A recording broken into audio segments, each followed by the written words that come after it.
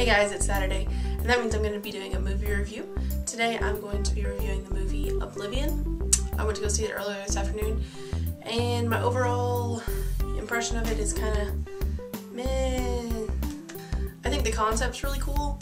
I just don't think the story was told very well.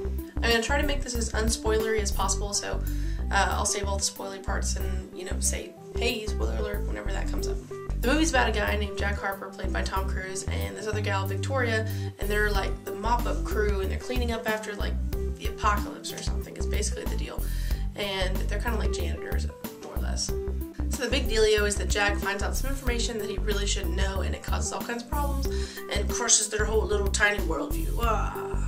The look of the film wasn't that bad, especially a lot of the new tech that they have has this very clean, kind of iPhone-y look almost. To me, it kind of gave me this like Portal 2 vibe, and I love Portal 2. Even Sally, their main contact on the mothership thingamajigger, she kind of gives me this GLaDOS feel, and her voice even sounds like GLaDOS at some points. I think some of my biggest beefs with the film is just the pacing was terrible. Near like the last 2/3 of the movie is so ridiculously slow, and even the ending that's like all climactic and stuff, like that even isn't that much of a pickup from where it was. And the ending is completely predictable. I mean, from like 1/3 into the movie, you know exactly what's gonna happen. After the big reveal of like, oh, this is what's really going on, literally nothing else surprising happens at all.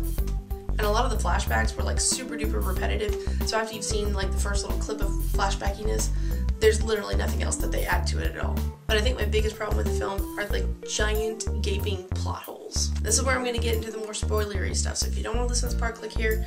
You can skip on ahead past the spoilers. First of all, if all the Jacks and Victorias were all clones and stuff, what happened to the rest of them after all the droids got destroyed? I mean, really, they were there for droid repair. So are they going to try to go out there and like fix them all? I mean, they can't do that because the tech's gone. And if they do go back down to Earth, then they're going to try to repopulate it or something, I guess. And that's going to like super decrease the gene pool if they're all clones. Also, why did it take the escape pod so long to get back to Earth?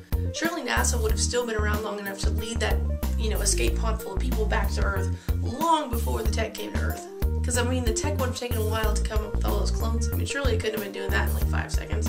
Also, what happened to the original Jack and Victoria? I mean, what happened to them? They just blew up with their tech or something? Or they died like 60 years ago? And also, if the tech was sucking energy from planets before like moving on and stuff, how on earth did those like giant ocean suckers power a big mechanical ship? Why would it need water? I don't understand. Also, I think the Scab community could have been developed a whole lot more. Like, why were they there? How'd they get all that art? If they would have shown more like women and children and like life situations and stuff, I think it would have been more realistic.